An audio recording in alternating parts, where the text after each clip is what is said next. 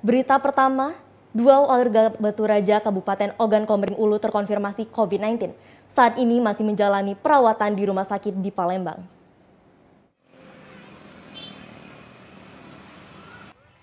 Kasus terkonfirmasi COVID-19 di Kabupaten Ogan Komering Ulu kembali terjadi setelah sebelumnya sudah 0 kasus. Kali ini Dinas Kesehatan setempat mencatat ada 2 warga yang terkonfirmasi COVID-19. Kondisinya saat ini sudah mulai membaik dan masih dilakukan perawatan di salah satu rumah sakit di Palembang. Kadinkes Oku Rozali menjelaskan belum diketahui penyebab kembalinya warga Oku terkonfirmasi COVID-19 karena masih dilakukan penelusuran.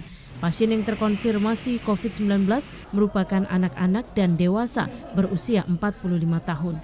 Dinas Kesehatan Kabupaten Oku segera mengambil langkah screening terhadap orang terdekat pasien.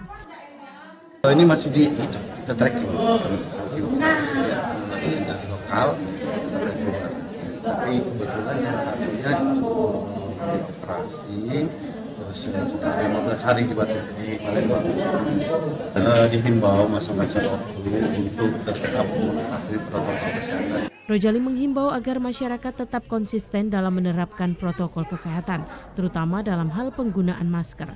Selain itu, warga dihimbau untuk melakukan vaksinasi, terutama vaksinasi booster atau tahap 3. Hal ini merupakan salah satu upaya pencegahan COVID-19. Retno Wirawijaya, TVRI Sumsel melaporkan dari Ogan Komering Ulu. Minimnya warga yang melakukan vaksinasi dosis ketiga atau booster membuat Puskesmas Swati Sabah terpaksa mengalihkan pelaksanaan vaksinasi ke 3 lokasi gerai vaksinasi. Oh iya ya. Menurunnya minat warga yang mengikuti vaksinasi dosis ketiga atau booster menjadi kendala pihak Puskesmas Swati Sabah yang berada di Kelurahan Karya Bakti, Kecamatan Lubuk Linggau Timur 2. Seperti diungkapkan Kepala Puskesmas Swati Sabah, Eli Sundari, pihaknya mengalihkan warga yang ingin melakukan vaksinasi booster ke 3 lokasi sentra gerai vaksinasi Dinas Kesehatan. Hal ini dilakukan lantaran warga yang datang hanya 1 atau 2 orang, sedangkan untuk 1 vial dosis sekali dibuka berjumlah 12 dosis. Sehingga jika dipaksakan, maka sisa dosis vaksin menjadi mubazir. Vaksin booster di Puskesmas Swasti Sabah masih melayani. Tetapi masyarakat yang datang ke Puskesmas Swasti Sabah itu hanya sedikit. Maksudnya kan kalau misalnya Pfizer itu kan untuk kalau booster untuk 12 dosis. Yang datang hanya 2 orang. Jadi sayang yang 10 dosisnya harus dibuang. Makanya kami sarankan untuk datang ke ada 3 tempat yang sudah ditetapkan sebagai pelaksanaan vaksin. Untuk sentral gerai vaksin Dinas Kesehatan dibuka di 3 lokasi, yakni Taman Olahraga Silampari, Pusat Perbelanjaan Lipo Mall, dan Masjid Agung As-Salam. Dari Kota Lubuk Linggau, Ferry Setiawan, TVRI Sumatera Selatan melaporkan. Peningkatan kasus COVID-19 di Kota Palembang diduga akibat subvarian Omikron BA4 BA5. Masyarakat diminta kembali perketat protokol kesehatan. Dari data Dinas Kesehatan Kota Palembang per 25 Juli, kasus aktif terkonfirmasi positif COVID-19 di Kota Palembang mencapai 156 kasus. Jumlah ini jauh meningkat dibandingkan Mei lalu. Kepala Seksi Pencegahan dan Pengendalian Penyakit Menular Dinas Kesehatan Kota Palembang, Yudi Setiawan mengatakan, peningkatan kasus COVID-19 ini diduga akibat adanya penyebaran subvarian Omikron BA4 BA5. Saat ini Kota Palembang masih menunggu hasil sampel yang diperiksa Jakarta terkait pendeteksian subvarian Omikron BA4 BA5. Selain itu, menurunnya penerapan protokol kesehatan diiringi tingginya mobilitas warga turut memengaruhi peningkatan kasus COVID-19 ini. Kita sekarang adanya subvarian Omikron, BA4 dan BA5, itu pasti akan diiringi dengan terjadinya peningkatan kasus COVID ya.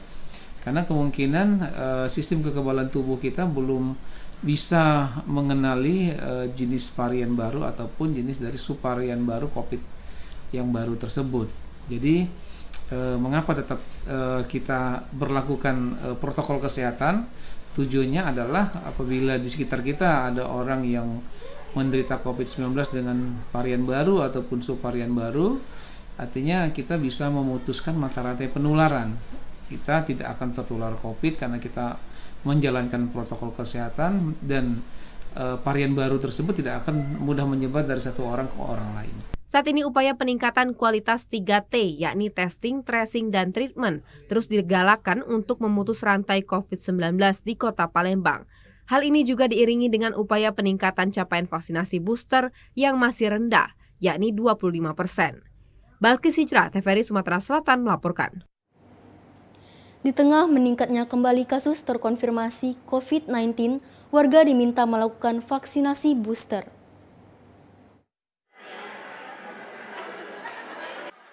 Lonjakan kasus COVID-19 kembali terjadi di Indonesia, khususnya di Pulau Jawa yang dipicu oleh penyebaran subvarian baru Omikron, dengan penambahan kasus konfirmasi mencapai ribuan perharinya. Sementara penambahan kasus konfirmasi COVID-19 di Kota Palembang tercatat hanya sedikit mengalami peningkatan, dengan rata-rata 10 hingga 20 kasus per hari. Namun jumlah ini sedikit meningkat jika dibandingkan sepekan lalu, yang penambahannya tercatat hanya 2 hingga 7 kasus per hari. Untuk mengurangi resiko penyebaran dan tingkat keparahan akibat COVID-19, Kepala Dinas Kesehatan Kota Palembang Dr. Fenty Aprina meminta agar masyarakat segera melakukan vaksinasi, khususnya dosis ketiga atau booster. Untuk Kota Palembang, vaksinasi dosis 1 kita sudah lebih dari 85%, kemudian untuk dosis 2 75%, dan untuk dosis ketiga atau vaksinasi booster baru kita akan mencapai 30%. Karena itu yang harus kita kejar, karena sekarang memang terlihat ada peningkatan untuk kasus konfirmasi ya. Di Jakarta juga peningkatannya sudah sangat tinggi, tetapi kita di Palembang ini memang ada peningkatan tapi belum begitu tinggi. Oleh karena itu memang pusat untuk mengisyaratkan bahwa untuk vaksinasi booster itu harus dilakukan kembali. Sebagai informasi tambahan, dari data Dinas Kesehatan Kota Palembang, capaian vaksinasi dosis ketiga per tanggal 24 Juli 2022 baru mencapai 26,7%. Afifah Sari, TVRI Sumsel melaporkan. Meningkatnya kembali kasus COVID-19 yang diikuti munculnya varian baru mengharuskan penerapan protokol kesehatan dalam pembelajaran tatap muka di sekolah diperketat.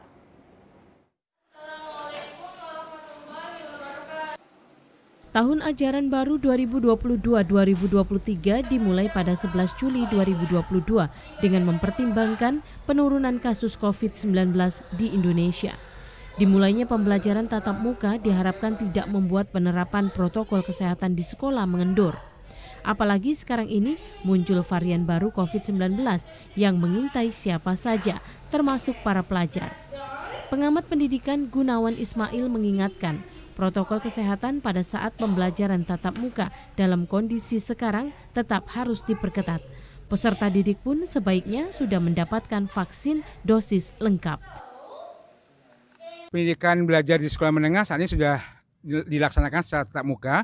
Prokes tetap harus dilaksanakan secara ketat dengan tetap menggunakan masker, dan kami himbau kepada peserta didik untuk melaksanakan vaksin, minimal vaksin yang ketiga atau boosternya, sehingga kita mempersiapkan diri dan imunisasi kita lebih tinggi lagi. Salah seorang tenaga pendidik di Kota Palembang, Eni Ambarwati, mengungkapkan menghadapi pembelajaran tatap muka, sekolahnya tetap mengedepankan protokol kesehatan guna melindungi peserta didik dari sebaran COVID-19 maupun varian barunya.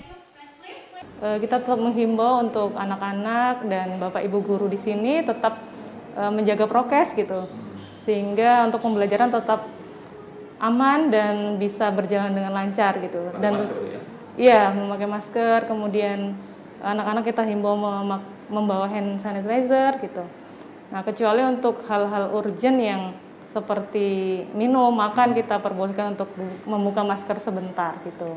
Sementara itu, menyikapi penyebaran virus COVID-19 varian baru, pemerintah berupaya menggencarkan kembali vaksinasi. Tim Liputan TVRI Sumsel melaporkan.